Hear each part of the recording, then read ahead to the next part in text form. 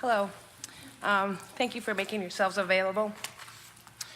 It seems to me that a practice of non-interference is both stated and implicit in the law of allowing. What can help guide us when we are legally and socially responsible for dealing with teenagers whose behaviors are in so many ways destructive to themselves and their family?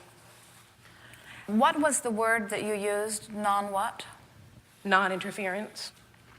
Someone said to us one day when they were talking about someone in trouble that they really cared about and had a lot of concern about. And as we advised them, as you are hearing here today, and this mother said, but won't this person feel like I'm ignoring them? And we said, it isn't that you will withdraw your attention from them. In other words, we wouldn't say withdrawing from attention. We wouldn't even say non-interference. Interference sort of implies getting in somebody else's business. We're not asking you to withdraw your attention from them. We're asking you to get so good at painting a picture that is pleasing to you when you hold them as your object of attention that you act as a sort of satellite dish that beams in well-being on their behalf even when they're not able to do that. Non-interference sounds like, I wash my hands of you, or non-interference sounds like, you're on your own, I can't create in your reality, you are the creator of your own reality. Non-interference sounds like sort of giving up and leaving them on their own, where what we're encouraging is, we'll use the word for you, first time ever, but then that's the first anyone has used the word non-interference. We would use selective interference. Wouldn't you just love it if you were not loving yourself and someone interfered with that thought and loved you? Wouldn't you just love it if you were on a path of self-destruction and someone interfered and saw you as whole and well?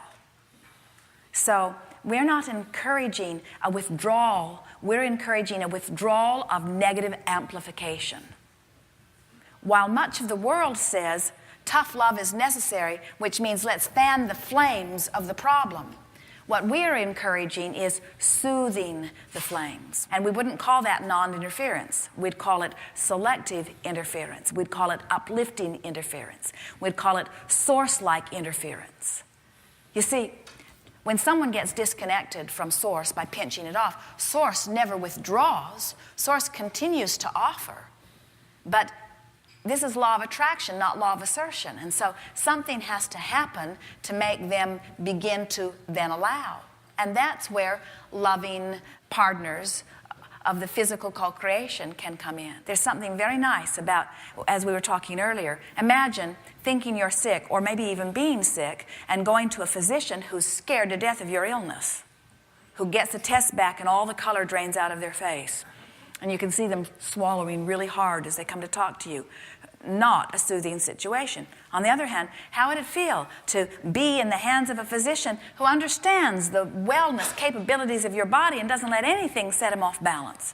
And so he's solid and sure and knowing that you can come back around to well-being. Which one would you want to assist you, you see? And it's the same way with a parent and a child. You're just wanting so much to see positive end results that you just do not allow yourself to be waylaid by anything that may be current reality.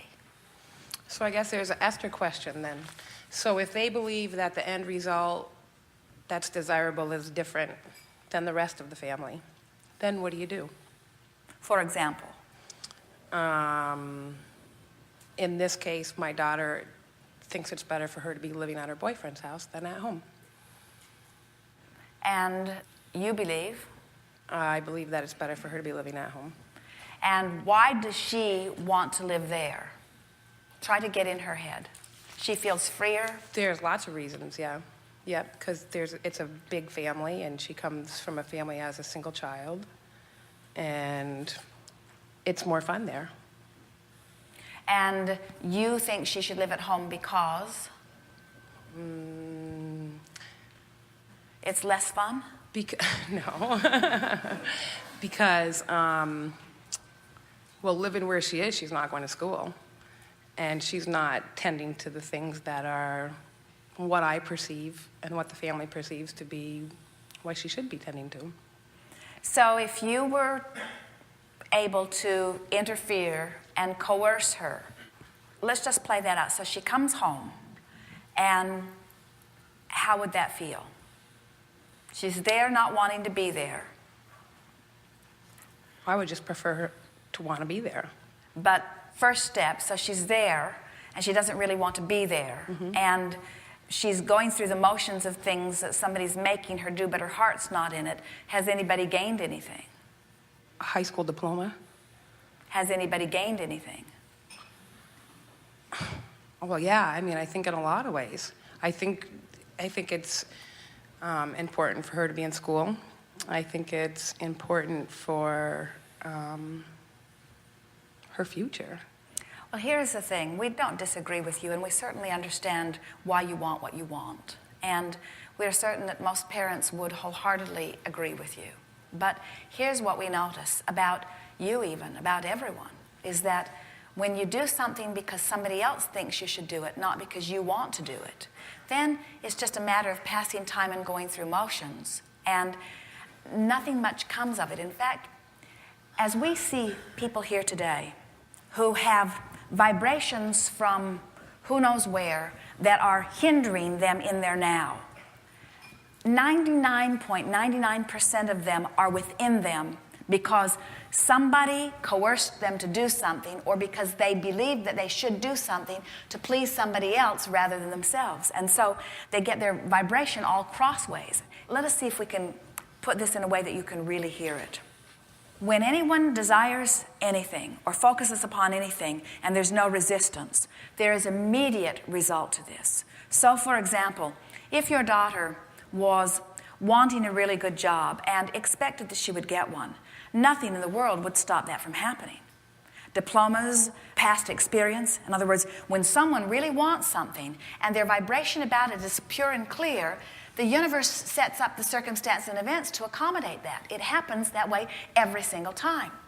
But let's say that someone has wanted something that she believed that she could not do, and she was doing what everybody else told her to do and not really doing what she wanted to do. So she, like almost everybody else, got all contradicted in her energy, and now she stands there with all of the diplomas, with all of the credentials, applying for something, but she's going this way in her energy. That's a far less satisfying situation to be in. We know it is not easy.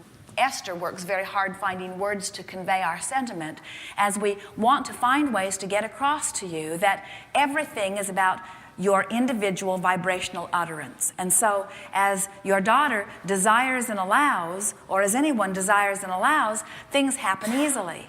When there is contradiction in energy, that's when things bog down. And there are so many people who have done so many things that they did not want to do.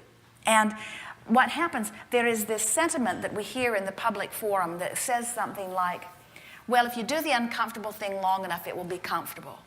And what we've noticed about that is if you do the uncomfortable thing long enough, you acclimate to the vibration of discomfort, but you do not get closer to that which ultimately was comfort. In other words, you just lower your standards of what comfort is, you see. So then it's never okay to do the right thing for the wrong reasons, is what I'm hearing you say. But what about the social constraints Well, we like those words. We would say something very powerful to you. We would say, it is not possible to do the right thing for the wrong reasons. We want to sort that out because it's very important. The right thing always feels good. The right thing always feels good. So one of the things that I'm not really sure in the whirlwind that's created around this is that I'm not always sure what she's asking for. I don't think she's always sure what she's asking for. We agree with that. And well, as a parent, how do we figure out how much to give them of what, or how much to allow them? Here is what we are sure of. While you're not sure that she really knows what she wants specifically, we are certain that she wants to guide her own life. Right. And we are certain that she wants to make good choices. Right. And we are certain that she wants to feel good in her choices, and we are certain that she would like you to feel good too. But she has not been able to find a way where she can feel good and be certain that you will feel good too. In other words, somebody has to give it up in her mind. So in her mind, what she's saying is, I can do it your way and I'll feel bad and make you happy. And what you're saying is, well, if you do it my way, I'll feel better, but you'll be unhappy. And ultimately, if she does it your way and she's not happy, you're not happy. And if she does it her way and you're not happy, she's not happy. In other words, it's like there's a no-win situation here, isn't there? It is what it feels like, but I'm sure there must be some place where we can all go, but I don't know what it is. The place where you can all go is, Jesus says, I have to make choices that please me, about me. And you say, I have to make choices about me that please me. And you stop saying, I have to make choices about you that please me.